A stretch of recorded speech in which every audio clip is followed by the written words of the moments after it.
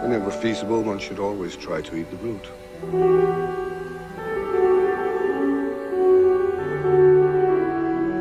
Would you join me at the table? Welcome to Eat the Rudecast, a podcast about NBC's Hannibal. I'm Cooper, and with me I have... Hi, it's Miko. Hi, this is Ophelia. And tonight we are talking about episode 3 of season 1, Potage. Potage. Potage. We just had the pronunciation explained to us by the internet. Potage. Potage. Potage. Potage. Okay, so Potage, apparently, is the name of the episode. This is, again, directed by David Slade. And I think right off the bat, I noticed that this episode feels like episode 1. Mm-hmm. Episode 2 sort of felt like general television. But if you look at episodes 1 and 3, it has a very distinct style, the kind that you don't often see on television.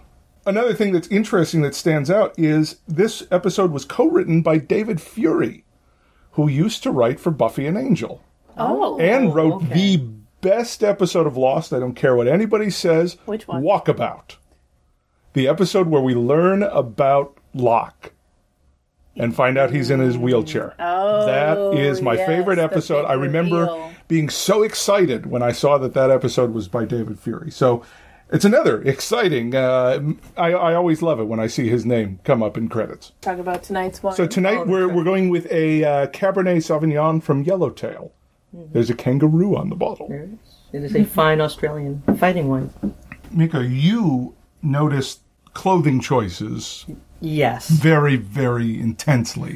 Yeah. You know, I noticed visuals like crazy. Mm-hmm. And this, to me, felt very much like episode 1 and dramatically different than episode 2.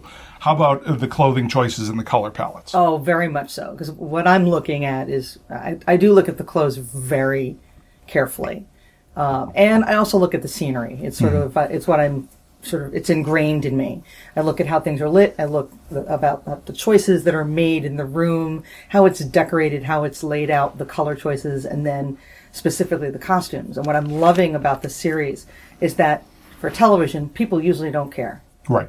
There's no concept going on. It's, do they look like an FBI agent? Do they look like a doctor? Do they look, it's, whatever they can find in the store that week, that's what gets put, or whatever, they've gotten as a promo. Right. Someone is taking a heck of a lot of time to think about this show from the first moment on. And I don't know whether it's because we have a return of the original director from the pilot. I'm seeing more specific choices again. They were still doing it in the second episode, I think, because overall they're trying to keep a look, but it looked like they were trying to tell us something. Yeah. Saturated colors returned in force. The very first scene, saturated yellow leaves. Yeah. Oh, that was something that really stood out in this episode. Mm-hmm. Maybe it's just that we're used to seeing television in California.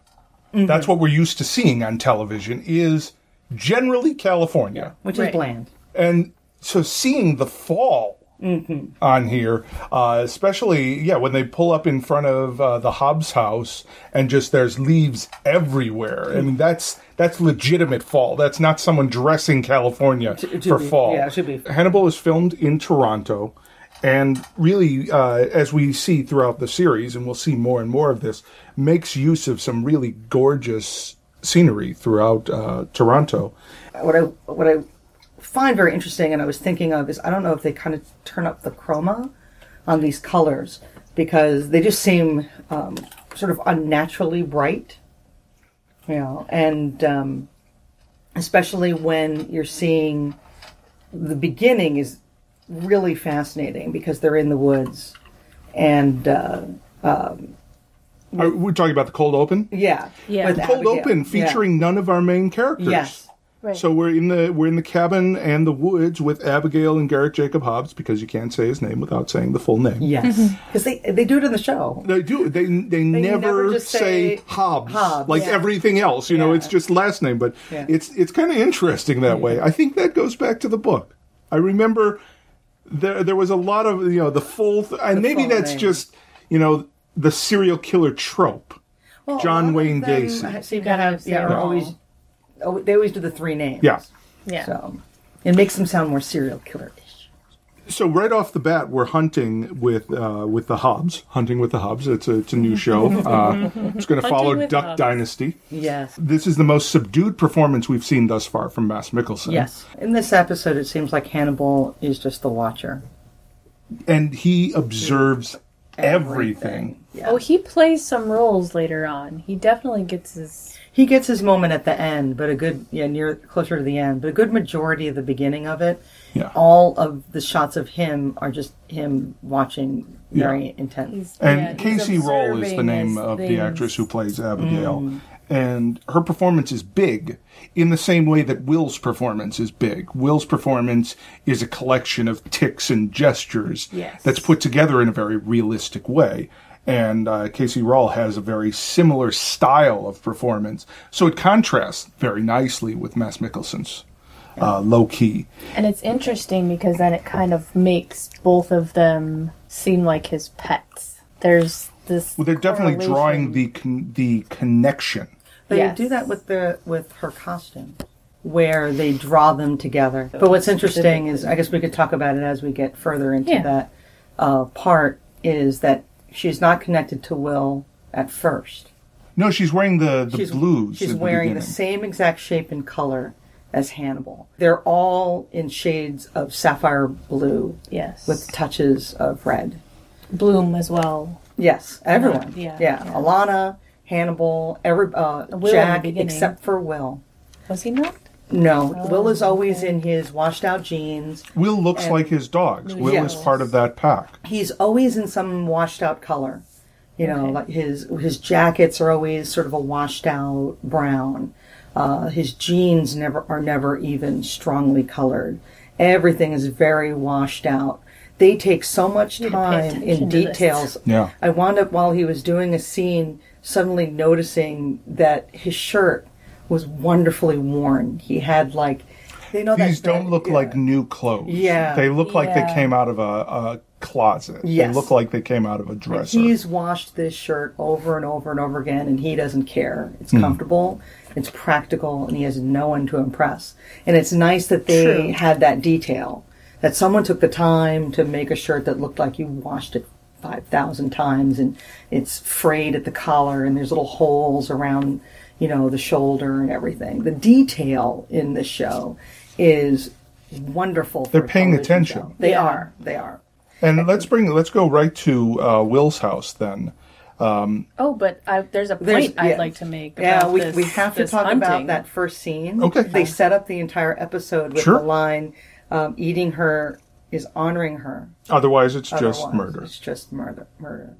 Because during that entire process of him teaching her to hunt, and as we were observing, she's not into it. It makes you wonder if this is... See, at this point, I, as a viewer, see Abigail as an accomplice. Because of the moment where she's running her fingers through the deer's hair. That's the part I and wanted to then bring. has her hand in the girl's the hair. girl's hair. And wakes up screaming. And just the way she plays with Hannibal over the course of the episode. Oh, yes. Like, she's identified something's off.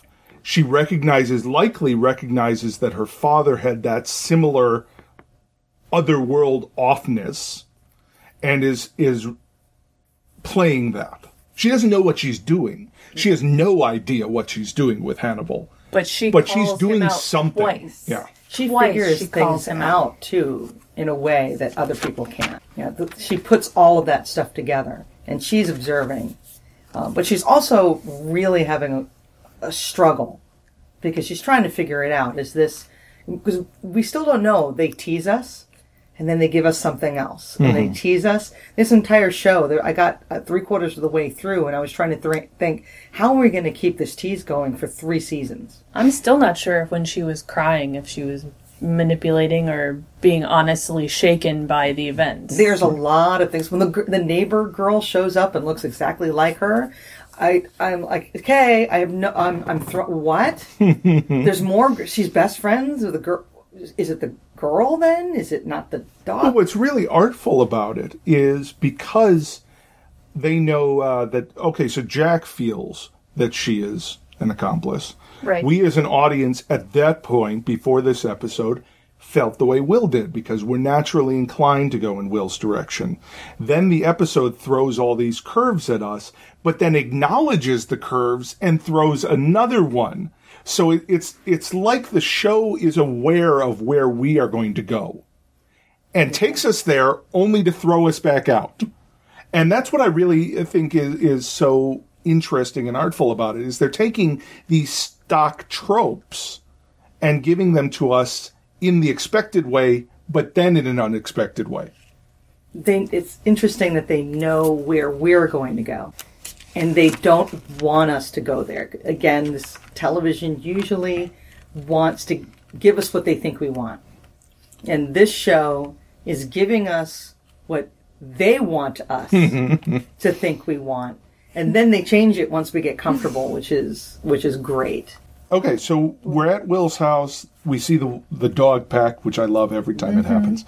And Alana shows up and again gives this really touching, intimate, yet aloof performance. Carolyn de Havilland is playing this so well. Her back and forth with him, let's have that cup of coffee. Right. And just the way she's playing Jack, the way they're interacting there, it's really lovely. And I was very, very happy with that. I also like the way he was embarrassed about his clothing and needing to put Yeah, I think I'll put a robe on, yeah. I'll put a robe on anyway, which insinuates that he wants to be proper in front of her. But there's definitely Or he's interest. trying to behave the way... I suppose. Yeah. I feel like it's more of a preening, a hint at like a preening practice that he doesn't want to be seen disheveled. Well, it's also, in front of her. it's like being caught in a private, vulnerable moment. Yeah. Yes, that too. You know, and he does Because make a point to say that she hybrids snuck up are great for stalking. for stalking, exactly. Because he wasn't expecting her to be out there. Right. And I think it was more of a, you have caught me in a very vulnerable moment with my family, with his pack. Yeah. And by going inside and putting on a robe and covering himself, he can gain control over the situation. And especially with someone who has a hard time with social interaction, certain conventions bring the power back to them when they feel like they're losing control and they're very uncomfortable with how they're interacting with the other person.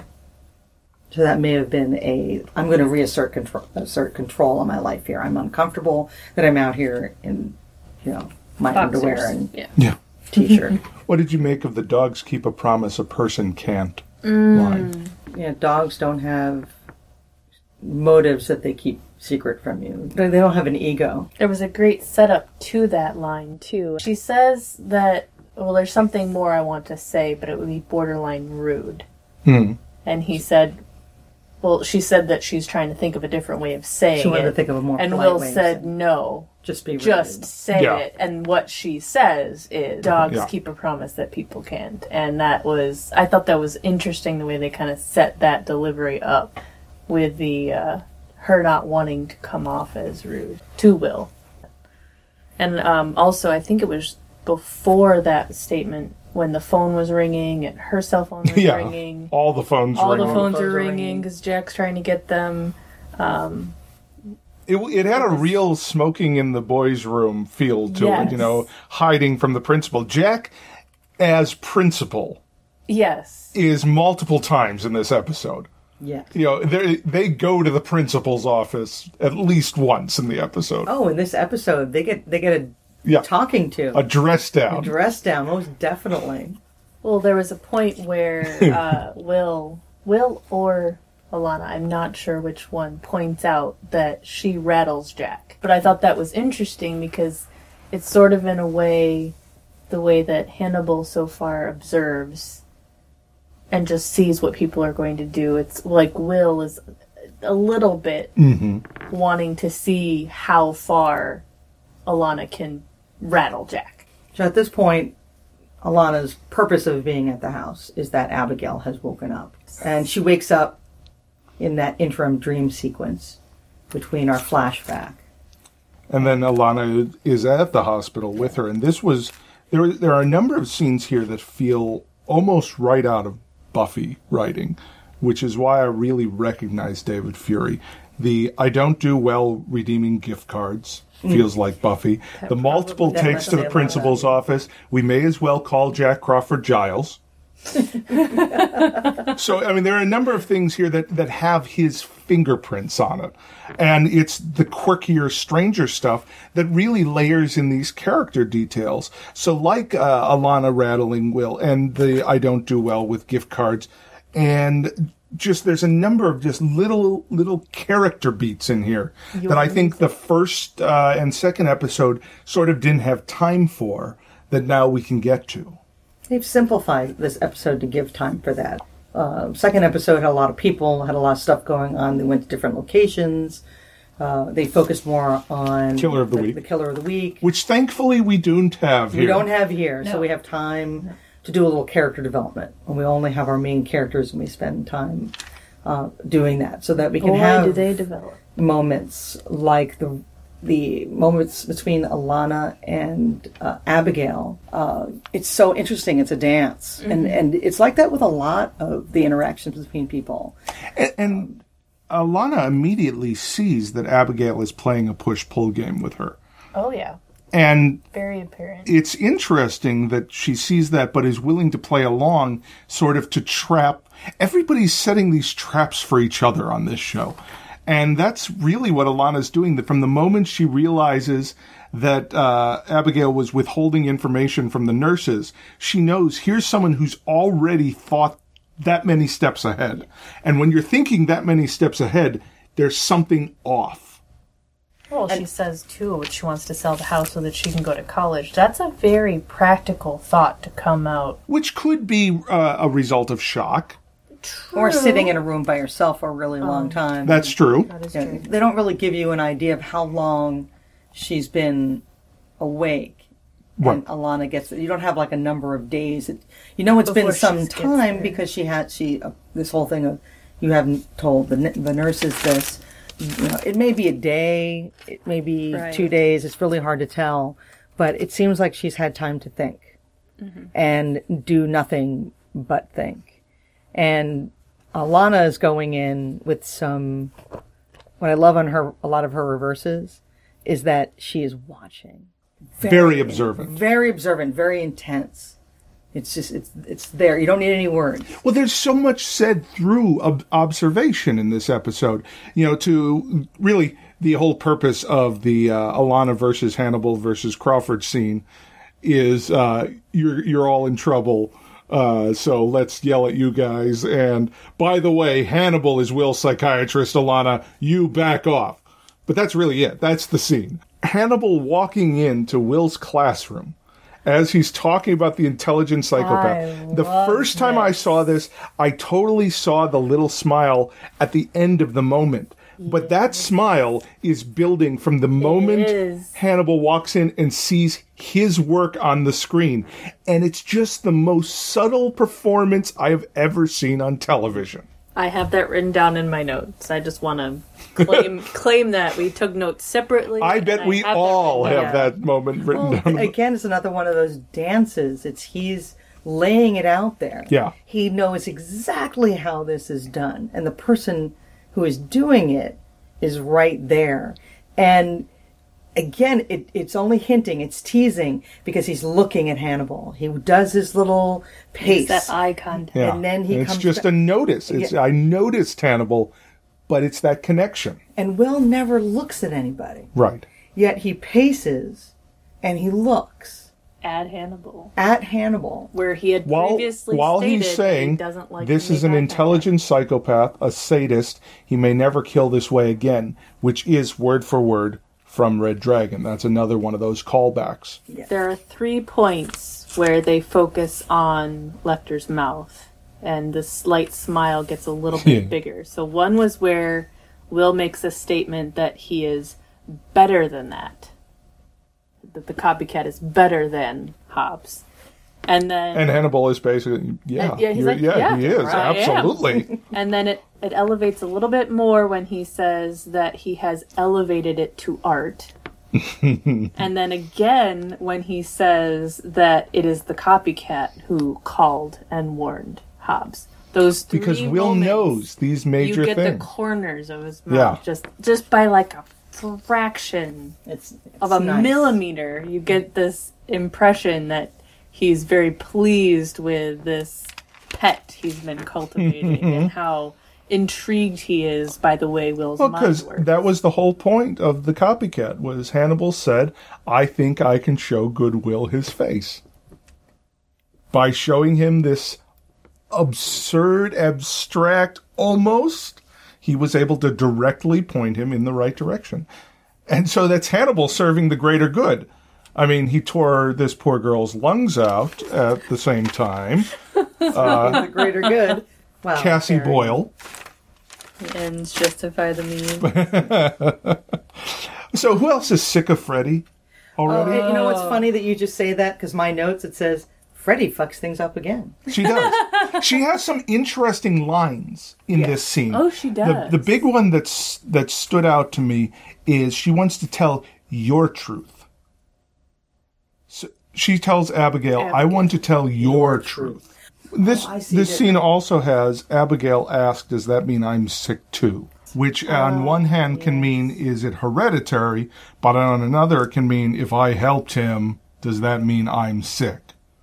You know, she's analyzing her position. Yeah, it's almost like, but we don't know. Yeah, and I thought it was so very interesting to take that walk with her and go into the solarium there. Into the solarium, Yeah. I was like, "This is a damn That was nice, beautiful, wasn't it? Facility." I know, It's like, right? but I go crazy. It was I a want to nice go to facility. that. I want to go crazy. But so it I was a can nice stay in that. facility in that at one point it was new and beautiful, but now there are no plants in the solarium. Now it's sort of, we can't afford the staff to upkeep, you know? Right. It's not very well taken care of, but they have the wrought iron bench, and even her room is kind of old-fashioned and not quite. But it's a very interesting choice. She's not in a hospital. You know, normally when people would do something like this, let's just do psychiatric hospital. Right, it's not the kind that's on the bottom basement floor. Right. Of a It's not sixth-floor tile hospital. and cement block walls and, nurses in uniforms. It's this sort of beautiful, old-fashioned That was like a sanitarium. rehab for really rich people. Wealthy Torontoites. Yeah. And so it's interesting to have, after Alana going there and talking to her, to have Will come back with Hannibal. And I'm still trying to figure out how the hell Freddy gets everywhere. Well, yeah. Who at the hospital authorized redhead? I mean, she could have said, I'm so-and-so. But really, at this point, there's still got to be some restrictions on who gets to see Abigail Hobbes. Oh, yeah. There should have... Okay, in reality, there would be a cop stationed in her room or just outside her door because she's a suspect. It's clear that Jack suspects her, and it's clear that she has information they want. So even if she wasn't, a suspect for murder, she is a possible accomplice. Yes. She is somebody who has information about where bodies might be. They would not let her be alone. She would be under surveillance. I also found it interesting. I wondered at what point is it then obstructing justice? What she's doing. Oh, she's been obstructing justice since the Well, Yeah. if Jack were there, he'd be yelling at her. But at what point do we go from yelling to having things like, Well, they did cuff her in the But they last didn't episode and take yell her at her a anywhere. little bit. You know, No, that's there's true. a lot of this. There's a lot of shaking of the finger, and you're slaps on the wrist. bad. And when do we take this to the next level? We're dealing with trying to stop future killings. Mm-hmm. She has tampered with evidence at a location.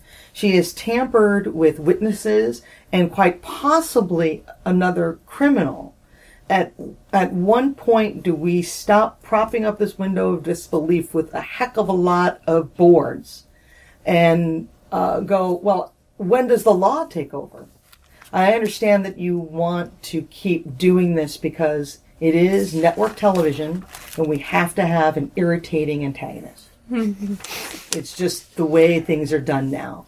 It has to be somebody who is so abhorrent that they drive you crazy. That you want Hannibal to take care of her. Exactly, Yes. exactly. And they're Really, and I think that's what the show is doing. They're giving us, they're gift wrapping a villain for Hannibal. Yes. That This the is the audience will be type like, of group of yeah, people. when is that redhead going to die? Because I'm there. Episode 3, I'm ready for her to die. Well, I'll Episode tell 2, you, she gets she makes called it out to as a episode rude 4. person. I'll just tell you that. A goal. She survives at least one more episode. I was hoping she wasn't going to be here for all the seasons. Or it was going to be really hard. I actually thought that at one point. I was like, this is the turning point for me in an episode of whether or not I go for further seasons. Yeah. If I'm trying to enjoy the beauty of this feast, but she keeps irritating me, we're going to have a problem. Well, you know, killing someone, even if you have to, is the ugliest thing in the world. Yes. Oh, I had a point about that. The question that Abigail poses to Will was actually a question that his son poses to him in the Red Dragon. Yes, that's where that came And from. I thought that was an interesting choice on the writer's part. to Because put they're that setting in. up Will and Abigail's parental Father-daughter. relationship. Yes, you reading my notes over there? Yes. Like, literally, that's what I have right down. Closer to a daughter figure. Thank Yeah, you. they are definitely setting that. When they show up at the house, they look almost look, exactly yeah. alike. Yeah. And then that point. this scene ends with not very smart to piss off a guy who thinks about killing people for a living. And then the next scene Said to Freddie Lounge. begins did with you not very smart to piss off a guy who thinks about killing people for a living with Will, Alana, Hannibal, all in the principal's office in front of principal's Jack. office. And the best part is when he looks at at Hannibal and Alana and says, "How did you let those words come out of his mouth?" Mouth. And it's Like, weird are we to see him babysitters? Right. Like, how would you prevent that? I mean, put a takes Hannibal gag to in his task mouth? there. Like, how did you? And Hannibal just, he gives this little look where it's just like, yeah, I should have. Well, he says, I trust Will to speak for Yeah. himself. For himself, yeah. Honestly, I think he gave more of a smirk than a... Well, how do you stop that from coming out of somebody's No. mouth? Once it starts You coming can. out. If anything, I think Hannibal was quite amused by Will saying it to Freddy. Yes. But And I think Hannibal gets quite amused by Jack being grumpy anyway. oh yes, So then there's more he Freddy. is the antagonist. And Nicholas Boyle, Oh, which is Cassie Boyle's brother. And it's obnoxious. So let's just skip past that because Irritating, blah blah blah. Yeah, I don't understand why instigating that was so important to her. because she wants to make it so much worse for Will because he didn't go for her I can make it better for you bullshit. Yeah. I can make Just it a whole lot irritating. I could make it a whole Which lot worse. which yeah. clearly Yeah. in the book and on the show is Freddie Lounge's point to be irritating. So- they clash heads and Yeah. So we'll go on with it. What I really liked is when they all go to Abigail's house. They bring Abigail to the house. Alana thinks it's a after bad Jack idea, gets but what he wants, which is I think I'm going to choose the one that suits me, and we're going to go to the house. And I love the little part where Abigail asks Will about the tape outline. So it's like body outline Mythbusters here Yeah. because in any other show there'd be a tape outline. But Will's like, no, that's only if the victim's still alive and they have to take him to the hospital. We get to learn something. Yeah, it's the more you know. So Abigail talks to Will about his ability to go into the minds of the killers. And she asks, what did it feel like to be him? And he gives her this great line. It's like talking to a shadow suspended on dust. Which I'm reasonably certain is directly from Red Dragon. Yeah, here it is. Graham filled his glass again and sat at the table by the window. He stared until the space in the opposite chair assumed a man-shaped, filled with dark and swarming motes, a presence like a shadow on suspended dust. But it was not. It was more. It's not a line of dialogue. narrated. It's actually that's interesting because it's a Thomas Harris description that has now been turned into dialogue. So it further enhances this is the Thomas Harris mixtape where we're pulling elements here, and all with serving the greater good of the story. And it's really well done because in an adaptation, what would you do with that beautiful piece of prose? And I'll be the first to admit that Thomas Harris does not have the most beautiful prose. His prose is often very utilitarian, but that is a really nice bit of imagery. And so to be able to shape it into that, especially in a conversation like the one there between Will and Abigail. Well, I like the let's pretend. Oh, this is how everything played. Okay, you be my dad, you be my mom, and you be the man on the phone. And the way she points, and they have this moment where their eyes lock, and you're just like, wonderful. She knows. That was a wonderful setup. And oh my you goodness. be the man on the phone. Right? When they also mention folie à deux. Oh. Yes. Which is a shared psychosis and also the name of a wine from the company that makes Ménage à Trois. Oh, Well, interesting. that is So another we ought to story, get a bottle of that wine, but it's madness shared by two. Oh, we need that wine. Yes, we do. Why did we not do this and then Because I hunt didn't it have down? time. Well, it's at the grocery store. We could have gotten it. We just I've been didn't there think of twice it. today. Right? So here's where the friend shows up, and I immediately noticed the similarity. Yeah. to She looks exactly Abigail. like Abigail. And she's out talking, and they're confronted by Nicholas Boyle. And Hannibal does some evidence tampering with the most ridiculous amount of skin on that rock that they threw at him. I mean, it barely hit him. He's not bleeding. Yeah. He runs away, and Hannibal's like, "Oh, I might need that later." Well, not just that, but what was on the rock was way more. This scrape, but Yeah. Well, they clearly needed it to be visible to the audience. This is the first time that they've Cheated? done something like this. It is a cheat. And it feels dirty. It feels dirty indeed. Right. You guys were doing so well with this evidence and this accuracy, and then he has like the nick the size of a paper cut on his forehead, and then I was like a wondering why they were decent making amount such a of big skin. deal out of that. The whole interaction with the girls. It's like rather than the girls running inside where the FBI agents are and the adults, they're yelling at this guy in the woods and trying to throw rocks at him. I'm wondering what they're all talking about in the house. I want to see that scene. Why are they alone inside? Is Hannibal saying, "I don't know why she wanted me to be the man on the phone"? I is there think like an uncomfortable conversation going I think on? Will should be the man on the phone. I'll be Will, and you be Garrett Jacob Hobbs. So I was trying to figure out why, I don't know whether they said, "Oh, have some time with your." I have no idea why they were. It's the weak point in the episode, and I think this whole little side jaunt here with this character is the weakest portion It is. of a very strong episode. And he why- serves a single purpose. He does, He's a plot contrivance, is what he is. Yeah, and a very big one to the point where it's so obvious it's a little painful. And this part is not the purpose I'm pointing to. The whole talking to Freddy, the whole antagonizing, getting hit in the head with a rock, it's not the purpose I think he serves. He serves to be a victim. Yeah. That is it. Oh, yeah. But that's all set up. Yeah. To the rock. We'll get there. I just would rather him have had like a I 5-second think- conversation and then been the victim. I think the problem is we have multiple victims in this episode that doesn't need them. Mm-hmm. So let's get there, but before we go there, There's more. we have a dream sequence Yes. where Will is about to cut Abigail's throat.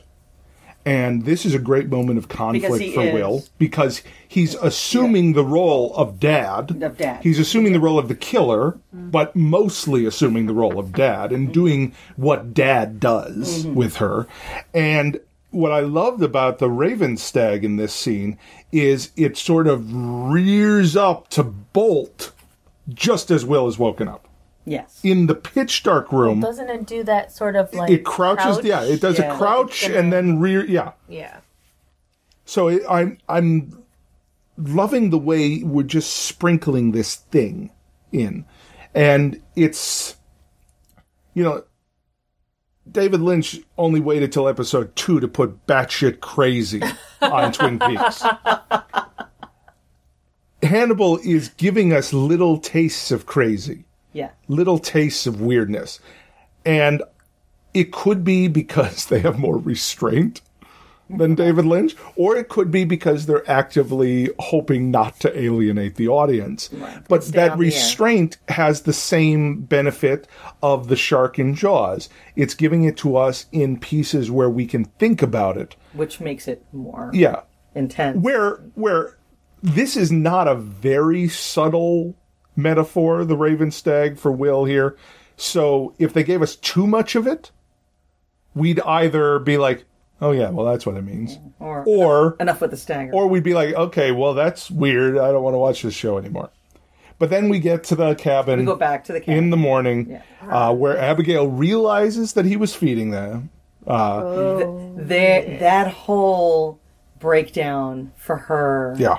Again, Another- not So- sure. Were you Yeah. really crying and were you really upset? This is another moment where Casey Roll just really nails it here. I think she was really freaked out. I think, okay, even if we go, I'm just going with the information I have so far. I would feel that she was in on it. To the degree I don't know.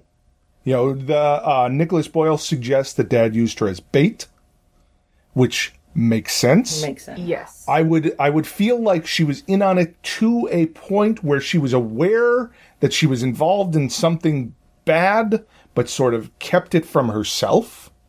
Hid from it. Suppressing the memory. And this is it's all coming up now. The part where she's asking about will I be sick? This is her processing all the information, and then he was feeding them to us. That's the end. That's the conclusion of her exploration. It truly there. seems like she's discovering something new because she has that moment with no one in the room. So there's no benefit of an audience. And she does do that partial gag thing. I believe that she didn't know that. She just realized it. Okay. And then she goes up, and we discover Marissa on the rack. Yes. Yes. Well, the blood from the ceiling. The blood Hits from the her on ceiling. the forehead. Again, dark blood, not. Well, brain yes, I red. noticed that right away. Brownie Accurate. blood, yeah. Accurate and accurate. and NBC safe. Yes. Apparently. The I'm sensors more are about okay the with it. accuracy. Yeah, we find that the look-alike friend is dead. now impaled. And this in the stag room. brings up the plot foo that puts us somehow at Nicholas Boyle killed her and is the copycat for reasons unknown. Because it winds up being another one of those moments in which Jack sort of being very stereotypical of the law, where he's like, oh, I got evidence, it looks like this, we're done, Yeah. case closed, put that in the file, let's go get a drink. He's so ready to write everything off and tie it up in a bow with very obvious evidence. Which is strange because there's other parts where we see Jack being less that typical cop and less that typical detective and agent that just wants to kind of sweep things under the rug. Where we see him wanting to dig deeper at the truth. But in this, it did seem like he was just being very dismissive about the possibilities. And he's like that with Abigail. It's like, I've made up my mind. It's like... No, that's true. He's stubborn. He's very stubborn with that. And I'm thinking, well, are you really looking at the evidence? Are you've just decided this is it?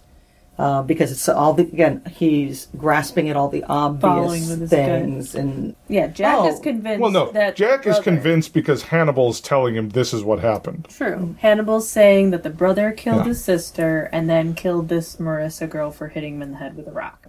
So it sets up very unconvincingly that Nicholas Boyle killed these two people for very little reason. Jack's satisfied because he's there in grumpy mode. He yells at them again. You brought Abigail back to the cabin. Now someone's dead. But what I was wondering the whole time is because that there was, the blood and tissue on the rock, how everyone jumps to the conclusion that the tissue samples match without anybody because Hannibal hid the evidence, is that now we don't know that it could have been planted.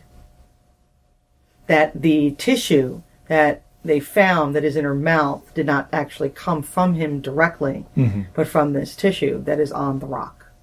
And so Hannibal gets to kill and have his moment as, the copycat killer, but blames somebody else in the process.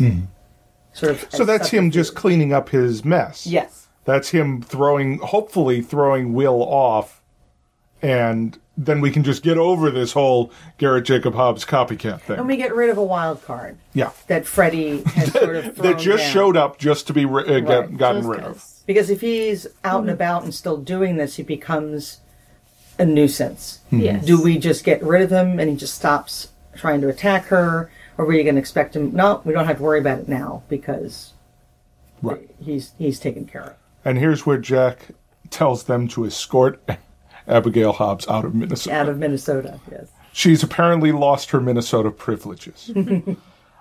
Hannibal has two wonderful moments when they arrive back at the house. First is when Marissa's mother comes running up, and Hannibal stops her and just sort of holds her with no expression at all, just to stop her there.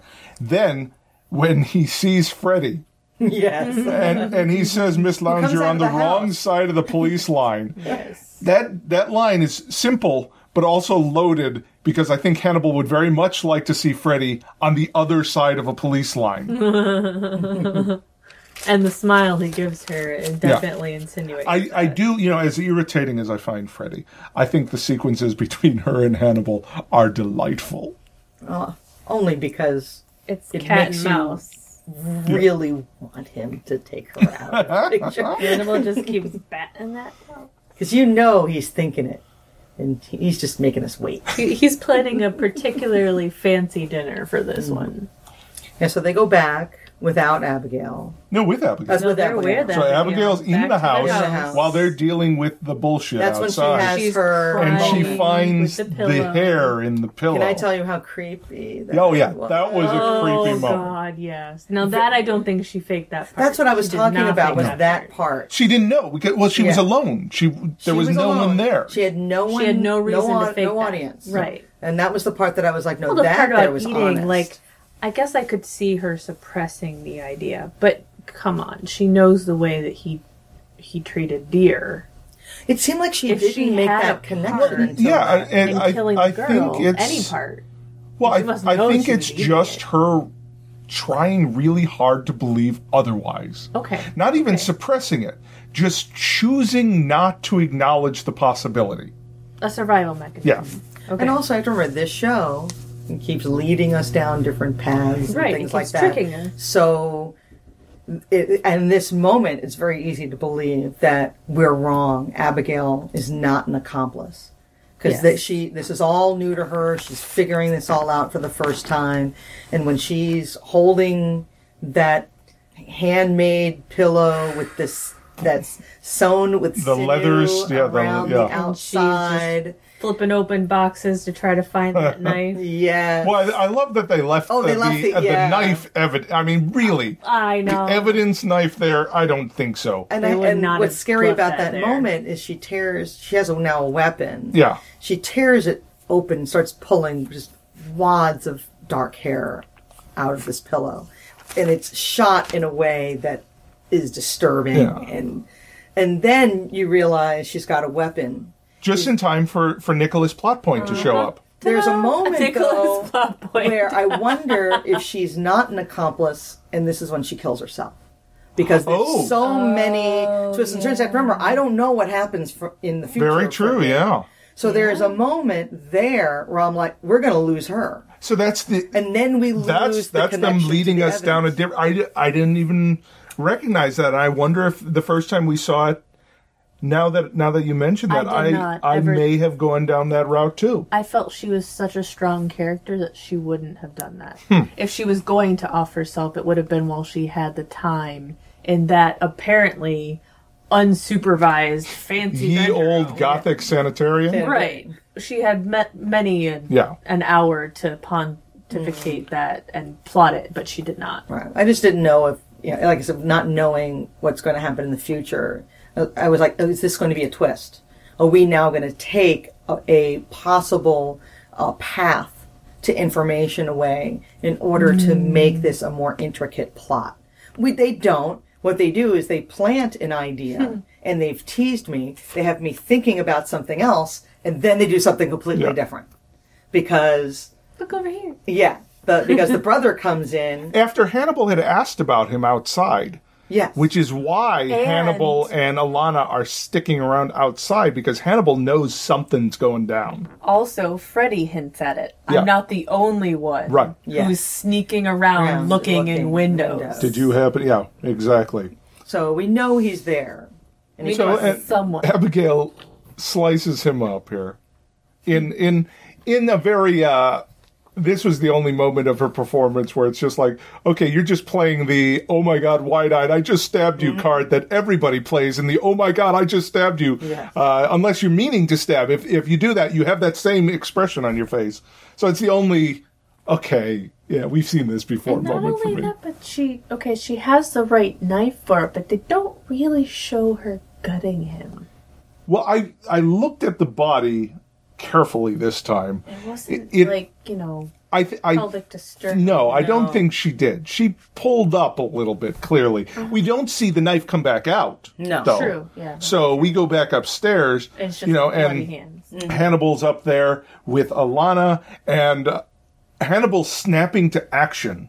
Oh, yeah. Is like, okay, game on here. Go. This is where we see, okay, we're definitely to the point where Hannibal is in predatory mode. He smacks poor Alana up against the fireplace, and that's super bad for you. It can't be good. And a little head then trauma. Immediately, she'll be fine. Abigail, she'll wake up. Show me what happened. Right. And he's down there. This is Hannibal's fascination with budding killers. We see this throughout the Thomas Harris lore. In all the movies, he is fascinated with the possibility of killers. This is also one of the first times you start to see him actually being the puppet master in person. Mm-hmm. Because before that, all we've ever seen is looks, and on the outside, things happening, little subtle reactions. This is the first time we see him take action and manipulate everything according to his design in that moment. So I thought it was very interesting to do that in episode 3. And he also asks for permission. He says, I can help you if you ask me to. True. He's not going to do it. He's going to make her that accomplice, the direct accomplice. He's going to put her in that harm's way, and then we'll help. It also absolves him, because he can say, well, she asked me to do it. I don't know if that will hold up in court. Why'd you hide the body, Dr. Lecter? The little girl asked me to do it. But I wonder if she's so cute. But I wonder if in some way it absolves him of It's some not. kind of It's not like his responsibility. premeditated. Exactly. Thing. Yeah. Exactly. It makes her take action. Sort of Hannibal's leaving himself a paper trail that he can pull back up, I think. Yeah, that's kind of what I meant. Like, it puts it in her hands. And so he kind of can keep his hands clean in a way. Because in his mind, it's not his choice to do that. It is. She has asked him to do it. It's interesting the way he plays the "what would they believe" Yeah. card. You gutted him. You butchered. You butchered butchered him. And they've already pretty much shown us several times that the public is convinced that she's a killer. Yes, with the cannibals. So it'd be real easy. Doors Exactly. and Cannibals. That would be Yeah. all it would take. all of the Especially with classmates. Marissa dying, it doesn't matter who killed Marissa. If this at this point, Obviously, this she point. couldn't have Right. because she was in the presence of the FBI. Exactly. theoretically, I don't know. They let her just wander. Maybe she had her own room at that really generic-looking hotel, which I liked. That it was a She's very able to generic-looking jump hotel. walls. Yeah, Speaking right. speaking of Walls, her yeah. magic tricks. Yes. Let's talk the last scene in this episode where she manages to get into Hannibal Lecter's office without him knowing. I mean, Well, he knows. Freddy can get anywhere she wants. How the hell? I mean, okay, so Abigail breaks out of the hospital. She climbs the wall. Okay, it's an old hospital. I don't know. She goes to the solarium and climbs She out. was I don't know. taught by Well, Hobbes that's to be a fine. hunter. I buy that. With knowing who Hannibal Lecter is and how the office is part of his house. I don't know that we've seen that yet in the No, series. we haven't seen that But yet. it is part of his house. I think his security would be a little bit better. I think he probably would not have an accidentally open window or something. And that office has those big, gorgeous curtains. So maybe she hid behind a curtain or something. He's not exactly surprised at He's not. No, he's not. Maybe, Yeah. maybe that's it. Maybe he left the Something door open. open. He for- plays. Yeah. He plays this card where he's shocked that she's. No, he's not shocked. He's not shocked. No, He doesn't- He knows she's there. He calls her out, basically without looking up at her. So it's not Yeah, even yeah. surprise. And she's like, how did you know? she says where else would she go? And this is where she actually confronts Hannibal with Yes. "You called the house." Yes. She lays it all And says out. you're like my dad. And Hannibal has that great line, "I am nothing, Nothing like your dad." Your father. Yeah.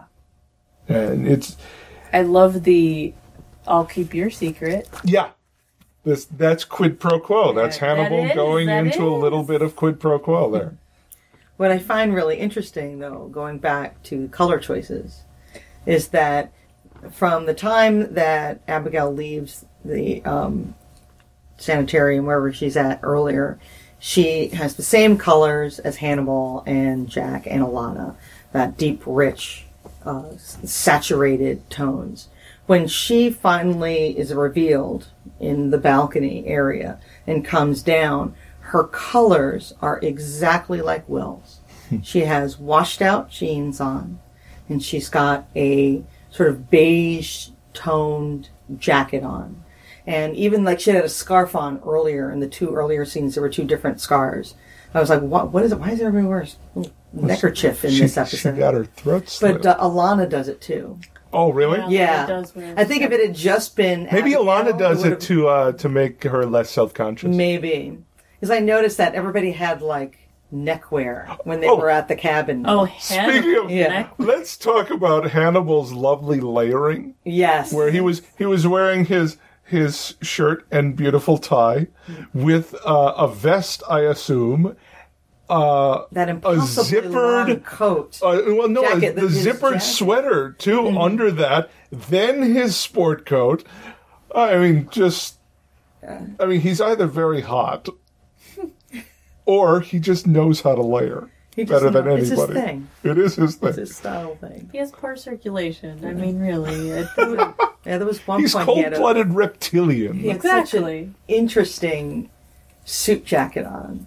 Was it the blue with the red Yeah, and it was grid? really, so it was a little long. It was very 60s. The red grid modish. blue suit shows up a lot. In fact, the Funko Hannibal Yes. pop head toy Yeah. that's going to be at the San Diego Comic-Con is wearing that I was suit. wearing that. Yeah. If anybody wants to gain favor with Yes, Yes. we would love the Comic-Con exclusive bloody Hannibal Lecter. So We will pay for it. wouldn't. Who We wouldn't? will pay for it. We We just will can't send go. you the money. We just Yeah. can't get ourselves. yeah. I know. It's like, now I can't even go. 'Cause I'm here with you. Now you're here in Chicago. I can't go to San Diego. Not like I could. Comic-Con sells out like Oh within yeah. seconds. Oh god. I try to go every year. So what I want, really interested in right here, is if Abigail and Hannibal in their dialogue are now on the same level. She has completely told him, I know. Yeah. And they're sharing this sort of moment where they're equals and that they're now sharing this madness. So now they can talk freely. They can talk freely. But why up to this point did they look like each other, dress like each other? But now in this moment, in this, where they connect, she looks like Will. I know why. Because Hannibal, when he was uncertain about her, did not have the upper hand. When Hannibal knows who she really is, he can manipulate her, So, period. Just like Will. So Just basically, like Will. He's that it's the uniform of the pawn then. Yeah. Yes. She Now becomes- Hannibal can use her. She's gone from a Pet viable number player 2. to a pawn. Because she knows something about him. She knows he called the house. Who cares? Right. Really, she could tell Jack Crawford that tomorrow. He called the house. It's like, yeah, I called because I thought maybe I should call and say we want to come by. And then Will was out there, and For so I an ran out. interview. So, That was his I mean, cover. who would you'd believe Hannibal if he said that. Because he has never been to a crime scene before. Hannibal in the first episode was just... He was so out of his element, of course he might accidentally tip off the guy. Yeah. So, really, she's got nothing on him. Really. True. And he's got everything on her. Well, they hit a body together. Yeah. He's got a lot on her.